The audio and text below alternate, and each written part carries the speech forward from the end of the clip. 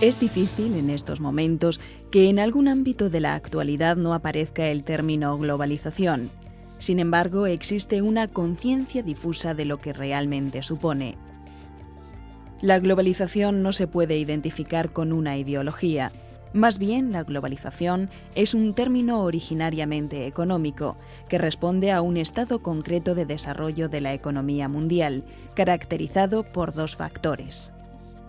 Por un lado, la libertad de movimientos de personas, mercancías, servicios y capitales, y por otro, el espectacular abaratamiento de comunicación y transporte, que difumina las fronteras para cualquier tipo de actividad. Sin embargo, no se puede obviar que ciudadanos y trabajadores no tienen las mismas opciones de libertad de las que gozan empresas y capitales, lo que junto a otras asimetrías, como las diferencias entre países ricos y pobres, cuestionan la idoneidad de este modelo económico. Como consecuencia de todo ello, frente a las promesas de que la liberalización mundial permitiría más riqueza para todos, la realidad es que han aumentado las desigualdades en el mundo y se ha incrementado el número de personas que viven en la pobreza absoluta. Estas son algunas de las luces y las sombras de un marco económico, el globalizado, que se extiende e impone a principios del siglo XXI, allá donde llegan las comunicaciones. Muy buenos días. Una de las características de la economía moderna parece que es la globalización, esa palabra misteriosa a la que se le achacan todos los bienes o todos los males según las perspectivas. Y vamos a intentar hoy reflexionar un poco sobre sus luces y sus sombras, que realmente qué significa ese término. Y para definirlo, nadie mejor probablemente que Joaquín Estefanía, autor de varias publicaciones sobre este tema, y que nos puede explicar un poco qué entendemos por globalización, para empezar por ponernos de acuerdo en el término y en lo que significa, ¿no? Eso es interesante, ni todo bueno ni todo malo, ¿no? La globalización tiene bastantes definiciones, de las más sencillas, que dicen que es la revolución de las comunicaciones que nos hace a todos los ciudadanos más interdependientes entre nosotros mismos, hasta las definiciones más científicas, como por ejemplo la del Fondo Monetario Internacional, que es una de las instituciones más interesadas en la globalización, que dice que es la interdependencia de las empresas y de los ciudadanos, motivada por la libre circulación de capitales, de bienes y servicios, etcétera, etcétera, ¿no? Y a mi parecer, en realidad la globalización es un proceso social que estamos viviendo, que seguramente lo que hace es alejar cada vez más las políticas económicas nacionales y dar más importancia a las políticas económicas o a las políticas internacionales, es decir, a aquellas que se toman más lejos de la decisión de los ciudadanos. ¿Y podemos considerar que es un fenómeno nuevo o ya ha habido experiencias históricas de cierta aproximación? Es nuevo sencillamente en el uso del concepto de globalización, pero internacionalización de la economía es lo que llevamos haciendo desde que existe la historia, ¿no? Cuando Colón llega a América está globalizando, cuando los fenicios comercian por el Mediterráneo o los venecianos comercian por el Mediterráneo están globalizando, cuando los jesuitas llegan a Japón a evangelizar esas tierras están globalizando, lo que pasa es que entonces se llamaba de otra forma, ¿no? Realmente yo creo que sí que es muy importante, permítame, matizar el concepto, pues yo sí que creo que es absolutamente inédito. El señor Estefanía se refiere a la internacionalización de la economía. Como consecuencia del desarrollo del transporte, que fue un avance tecnológico, se permitió comunicar mucho más rápidamente el mundo. Y eso es internacionalización, y eso significó un impulso al comercio de bienes, y eso provocó una división internacional del trabajo y una revolución social espectacular. En este caso yo sí que entiendo, y aquí cada uno tenemos nuestra definición, que como consecuencia del desarrollo de las tecnologías de información y comunicación estamos ante una situación inédita. Porque en el Instituto de Estudios Económicos hemos definido la globalización como la posibilidad de interconectar el mundo en tiempo real. Y eso sí que es inédito, eso nunca lo hemos podido tener. Y eso permite una movilidad mucho más rápido, ya no solo de bienes, sino de servicios, de capitales, incluso de mano de obra. Entonces, evidentemente hay muchas definiciones, pero quizá la que nosotros aplicamos y que por tanto es inédita es la posibilidad de interconectar en tiempo real. Eso sí que es una situación nueva, consecuencia de la tecnología. Esa es la parte nueva, pero la otra parte, la de interconexión de mercancías, finanzas, etcétera, sí que es cierto que se ha dado en otras épocas con flujos y reflujos, ¿no? Con ciclos de auge y con ciclos más de proteccionismo y de cierre. Efectivamente, sobre todo de bienes y luego, desde el punto de vista de capitales, se limitaba por ley los movimientos de capitales, sobre todo en una parte fundamental del siglo XX. Se liberalizó en el siglo XIX y se vetó en el siglo XX. Incluso el libre establecimiento y prestación de servicios. Que el oferente, un banco, una compañía de seguros, etcétera, se desplazase a otro país. Eso legalmente se permitía, pero eso era internacionalización. En este momento la legislación es verdad que lo permite, pero la globalización lo que permite es que el servicio se preste en tiempo real con miles de kilómetros de distancia. Y este es un ejemplo. Nos pueden estar viendo desde cualquier lugar del mundo. Ese es un servicio de globalización. Y por tanto, eso perfecciona los mercados. Porque en el caso de los capitales hay un ejemplo muy curioso. Se envió parte de la fortuna de los Rothschild, se consiguió porque enviaron una orden falsa a la Bolsa de Londres sobre el resultado de la batalla de Waterloo. Tardaron 2 días en enterarse en Londres que había ocurrido en Waterloo. En este momento, con sus ventajas e inconvenientes, no solo sabemos lo que está ocurriendo en cualquier mercado del mundo, sino que actuamos.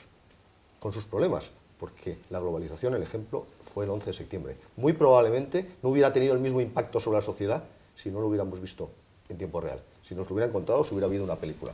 Por tanto, había que tomar decisiones en los mercados viendo lo que estaba ocurriendo. Por tanto, eso también crea sus problemas. Pero en general, la clave es la posibilidad en tiempo real, que eso no lo ha habido nunca. Legalmente sí que se ha permitido esa movilidad, luego se restringió, como muy bien ha dicho usted, pero sin lugar a duda el hecho de poder comunicar, eso sí que creo que modifica absolutamente todos los comportamientos. ¿Y qué ventajas se derivan de esa situación, Juan Iranzo? Pues yo creo que varias. Una, desde el punto de vista más técnico, significa el perfeccionamiento de los mercados. Un mercado es más eficiente en función de ¿qué? Que haya mayor número de oferentes y demandantes y que la información sea más transparente. Eso se había conseguido con los bienes, cuando no se había opuesto precisamente con medidas proteccionistas. Y los precios de los bienes normalmente han crecido muy poco. Y sin embargo, los servicios y la mano de obra pues eran mercados muy segmentados, con escasa movilidad. Creo que esa es la novedad, que se puede introducir ya mercados mucho más amplios de servicios, de capitales, por supuesto, e incluso de mano de obra. ¿Y eso qué permite? Crecer con menos inflación. La inflación se produce como consecuencia de un aumento de la demanda que no va acompañado de la oferta o como consecuencia del incremento de los costes, básicamente laborales. Bueno, pues lo que ha permitido es que los mercados sean más amplios. En definitiva, crecer de una manera más sostenida, que los ciclos se modifiquen. Y luego, por otro lado, y este yo creo que es el asunto fundamental que debemos de plantearnos, desde el punto de vista del desarrollo, creo que ha reducido sensiblemente la pobreza en aquellos países que han tenido acceso a la globalización, que eso tiene sus necesidades de capital humano y tecnológico. Y por tanto, desgraciadamente, los que se quedan al margen de la globalización, no consecuencia de la globalización, sino al margen, son los que cada vez están más pobres. Pero también hemos medido que como consecuencia de la globalización, los países que han podido acceder son menos pobres, comparado con datos de hace 20 años, pero también las diferencias entre los países son más acuciantes. Los ricos también son o somos más ricos. Bueno, ahí valorar eso desde el punto de vista ético depende de la mentalidad de cada uno. Pero yo creo que la gran ventaja es que se ha reducido la pobreza. Sí, pero quizá ahí es uno de los principales efectos algo más negativos. Es decir, ahí es una desigualdad mayor la que hay ahora en unos términos generales. Y finalmente, lo de la globalización, más allá de que estén algo más integrados o algo menos integradas, finalmente afecta a prácticamente todos los diferentes países. Si las materias primas bajan en su correspondiente precio, prácticamente todos los diferentes países, incluso los más, de una forma extrema, pobres, que principalmente exportan esas materias primas, se están viendo especialmente afectadas. Es decir, la desigualdad ha ido de 1,30 entre el 20% más rico y el 20% extremadamente pobre en los años 60 a unos 75 que se calcula en el año 2000. Por lo tanto, ha habido una concentración de la riqueza mayor y la teoría de que la riqueza rebalsaría progresivamente hacia las capas inferiores, yo creo que ya es difícilmente mantenible, dado que no hay una redistribución en los propios países que se ha ido limitando cada vez más y en absoluto se ha podido hacer algún tipo de redistribución en el ámbito internacional al mismo tiempo que sí se ha podido avanzar en otros campos. Yo creo que es que de repente hemos entrado de una manera central a hablar solamente de una globalización que es la globalización económica. La globalización es mucho más importante que todo eso. Es decir, hay que hablar de la política, hay que hablar de la economía también, hay que hablar de la cultura, hay que hablar de los derechos humanos, pero sobre todo hay que hablar de la política, porque la globalización es un proceso fundamentalmente que no ha decidido nadie y que nadie ha discutido. Y eso es lo más importante. Es decir, es un proceso que nos puede beneficiar, como decía Iranzo, como consumidores, a la gente que son beneficiarios de esa globalización, pero que nos aleja de como ciudadanos, que no nos hace participar como ciudadanos. Cada vez hay menos participación. Ese tema es más, yo creo que más significativo que empezar a discutir qué tiene en lo instrumental de positivo y de negativo. Luego podemos discutir sobre las desigualdades o sobre muchas más cosas, pero yo creo que lo primero que tenemos que discutir es quién ha decidido globalizarnos. Bueno, tenemos un poco esos dos aspectos, un poco el político y social y luego otro el económico. Si queréis, y cogiendo el reto de Joaquín Estefanía, empezamos por este primero, ¿no? A mí me parece fundamental e interesantísimo el reto que plantea. ¿Quién lo ha decidido? La tecnología. Y por tanto los avances tecnológicos. Y contra los avances tecnológicos no se puede ir. Lo que ocurre es que hay que tratar de aprovechar precisamente las ventajas y restar los problemas, que también hay muchos problemas de volatilidad. Yo no creo que de desigualdad, yo no lo veo como un problema, porque a mí lo que me importa es que los países pobres cada vez sean menos. Y eso sí que también lo podemos medir y se ha producido un incremento significativo en los países de Centro Europa, de Iberoamérica o incluso de Asia, comparados entre sí en los últimos 30 años. Pero desde luego el asunto fundamental, y yo creo que ese es el reto, este es un proceso tan inédito, tan nuevo, que el gran reto es establecer una nueva arquitectura institucional. Yo creo que estamos completamente de acuerdo. Sí, aunque yo no estoy de acuerdo en lo de nuevo, ¿no? Es decir, cuando tú le pones nuevo, lo que estás haciendo es establecer un grado distinto de internacionalización de lo que Pero se el está tiempo dando real ahora. es un concepto nuevo, ¿o no? Es un concepto nuevo para los mercados de capitales y para parte de los mercados de bienes y servicios, pero nada para la libre circulación del movimiento de personas. Ahí no hay ningún tiempo real. Sí. Es decir, existe lo de siempre. No Sí. podemos prestar el servicio que estamos prestando ahora, antes hubiese sido inviable. En este momento nosotros podemos estar comunicando con cualquier lugar. Pero no estamos moviéndonos. Por eso, a través Estoy de la red, hablando- nos estamos moviendo a estoy través de hablando la de red. otra cosa, ¿no? El mercado de trabajo también se mueve a través de la red, es el teletrabajo, que cada vez la movilidad va a ser un factor absolutamente determinante. Sí, pero la movilidad, perdona Juan, yo creo que uno de los grandes problemas es que es absolutamente desigual este sistema en el cual las comunicaciones efectivamente están al 100%, la globalización financiera está al 120%, la comercial está a unos límites mayores de los que parece y de hecho ha habido movimientos de protección muy recientes de los países del norte que repercuten, como señalaba José María Vera, especialmente en países del sur, y la movilidad del trabajo es prácticamente muy reducida y muy restringida. Y Juan, sobre todo norte-sur. y la globalización de las comunicaciones, como tú decías, o la movilidad de las comunicaciones, no es ni mucho menos al 100%. La mitad de la gente en África vive a más de 2 horas del teléfono más próximo. Estamos completamente de acuerdo. Sí, es que yo creo que al final estamos de acuerdo. Perdona, vamos a dejar a José María que ha Sobre el intervenido ámbito, menos. dos cosas. Una sobre el ámbito concepto. Juan decía que quien ha decidido la globalización son los diferentes avances en la tecnología. Yo creo que la tecnología ha posibilitado el que la globalización se dé. Pero hay fuerzas motoras, y las fuerzas motoras yo creo que básicamente son las grandes empresas multinacionales, que desde luego usan de la tecnología para poderse mover. Es decir, y es un buen motor, o puede serlo, pero lo que falta, y es lo que antes planteaba Joaquín, es la regulación política. Es decir, no hemos creado ese marco global. Mientras que no se cree ese marco de regulación, ese marco político participativo en el cual se pueda decidir más allá de que unos poderes privados sean quienes estén de alguna manera en función y haciendo el diferente manejo de este gran proceso, van a ser más las desventajas, sobre todo para la población que tiene menos oportunidades y que puede participar menos. Y otra palabra sobre el tema pobreza. El número de pobres en América Latina no ha disminuido en estos últimos años. La única región en la que ha disminuido el número de personas pobres es en el sudeste asiático. Y es cierto que son países que se han integrado en la economía global, pero ¿de qué forma? ¿Siguiendo los consejos del Fondo Monetario Internacional? No. Haciendo más bien todo lo contrario, con un proteccionismo de ciertos sectores muy estratégicos dentro, con una orientación hacia las exportaciones, pero con una inversión pública muy alta y con una concentración en educación de todas sus capas alta.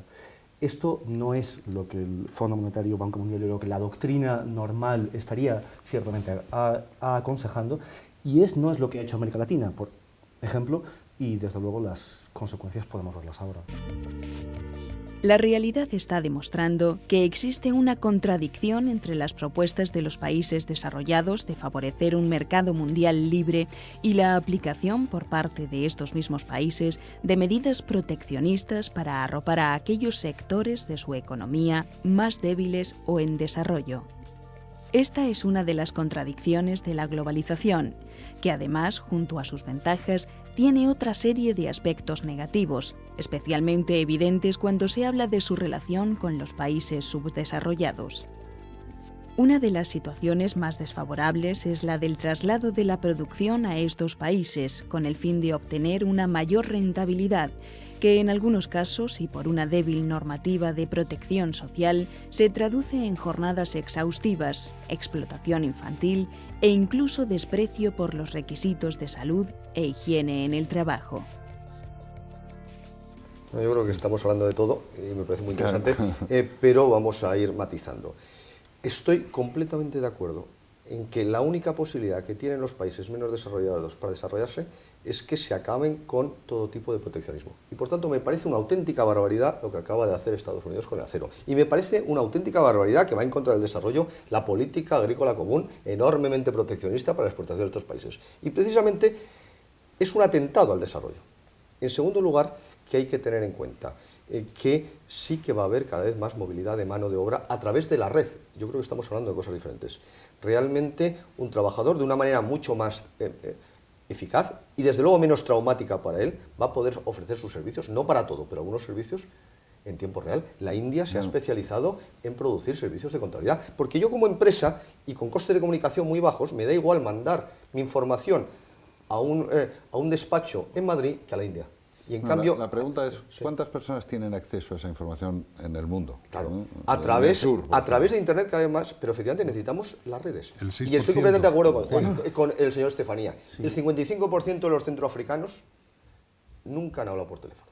Entonces, claro, ellos no tienen acceso a la globalización. Por tanto, el modelo suyo, que es dramático y que yo creo que todos tenemos que poner muchísima atención en apoyarles, no es consecuencia de la globalización. A mi juicio es falta de globalización y razones sociales, razones étnicas, luchas tribales y entonces educación. Y ahí es donde hay que apoyarles, pero que no es consecuencia de la globalización. No, pero si es que, Juan, es decir, consecuencia de la globalización no puede ser, es decir, solamente utilizan Internet, es decir, las tecnologías que tú mencionas, un 6% de la población mundial, según los últimos datos. Es decir, entonces, ¿de qué estamos hablando? Pues ¿no? Entonces no echemos la culpa de la pobreza a la globalización, sino que es una posibilidad, pero es lo que se le hace. Yo creo que los problemas de la globalización se arreglan con más globalización. Siempre, pero de globalización política, de globalización de los derechos humanos, de globalización de la justicia. Completamente de acuerdo. Pero completamente de acuerdo, pero reconocerás que esa parte del discurso está siempre oculta. Es un discurso retórico, pero que finalmente siempre se suele decir, y en los grandes foros económicos se dice, hay que completar la globalización económica para que alcance, para que sus oportunidades lleguen al mundo entero, para que pueda haber educación, para que pueda haber la globalización de los diferentes, no solamente de los de derechos humanos, sino de otros derechos también, pero nadie pone en práctica las correspondientes medidas. Es decir, es un discurso retórico que cuando vamos a ver si la ayuda al desarrollo sube, si la acumulación de la deuda externa cae, si se permite que los países inviertan en servicios sociales básicos más, si los precios de las materias primas hay algo que las pueda dejar de una forma estable para que los ingresos de los países pobres no mengüen cada vez más, nadie está haciendo prácticamente nada serio, relevante, nuevo en ese ámbito. Entonces, no estamos ninguno en contra de la globalización. Estamos reconociendo que la globalización es nueva porque continuamente ahora estamos hablando de internacionalización, que para mi juicio es otra cosa.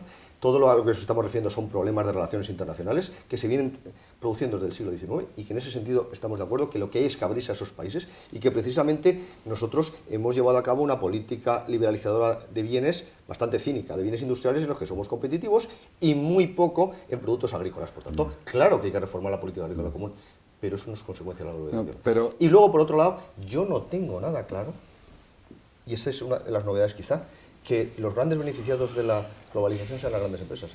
Probablemente lo son más las pequeñas y medianas empresas que nunca tuvieron acceso a esos mercados internacionalizados y que ahora empiezan a tenerlo. Por tanto, no creo que los grandes vencedores sean las compañías, pero vuelvo a plantear, son preguntas que me hago, porque estamos viviendo, y ahí sí que lo planteo, como una situación absolutamente nueva, porque nunca el mundo se ha podido interconectar en tiempo real. Y yo creo que por eso nos está desbordando, porque no tenemos un pasado para analizar. Sí, mucho de internacionalización, y podemos seguir discutiendo, pero frente a la globalización, creo que al final estamos bastante de acuerdo. Resulta, en cualquier caso, significativo que los países ricos, de alguna manera, hayamos podido decidir con mucha más libertad y mucha más voluntad qué velocidad de liberalización es la que, digamos, queremos tener y en qué sectores creemos que más bien hace falta proteger por intereses culturales, sociales, políticos, y en cuáles nos, digamos, interesa abrir más, frente a los países pobres donde se ha impuesto una liberalización rápida, urgente, acelerada, sin tener en cuenta las consecuencias sobre sectores. Yo creo que hablando sobre las pymes, difícilmente pequeñas, medianas empresas, que podrían ser poco competitivas, pero que si no se ha permitido que haya una política de desarrollo nacional en los propios países que decida en qué sectores quiere proteger algo más, quiere hacer una cadencia mayor, quiere permitir que el desarrollo no solamente sea a base de una inversión exterior, sino también creando algunos mercados internos.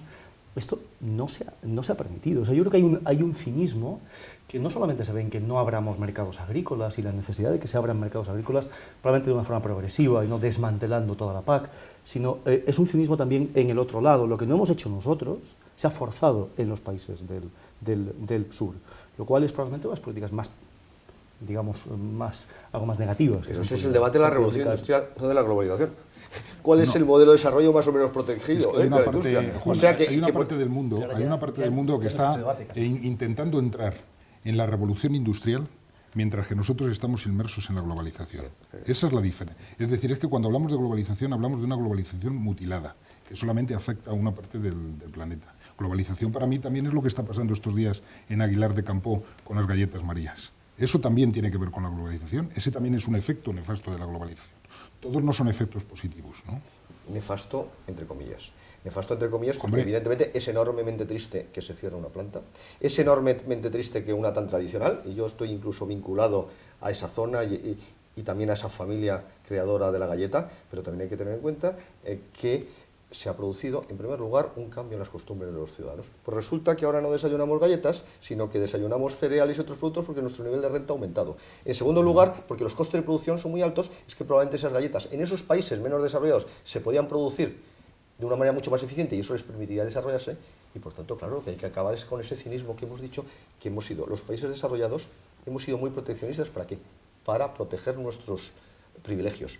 Precisamente, estoy de acuerdo. Lo que hay es que abrirse para ceder parte de nuestros privilegios a esos países poco desarrollados. Perdonad, el tiempo se nos va. Yo creo que existe un acuerdo en que la globalización tiene efectos positivos y que al final el problema es, como tantas veces, cómo se distribuyen esos beneficios y quién tiene acceso a los mismos. Entonces yo creo que lo que corresponde es emplazarnos para un nuevo debate en ver si es posible una globalización alternativa que mejore los aspectos negativos y corrija y potencie en cambio los positivos. Quedamos pues emplazados para un próximo debate.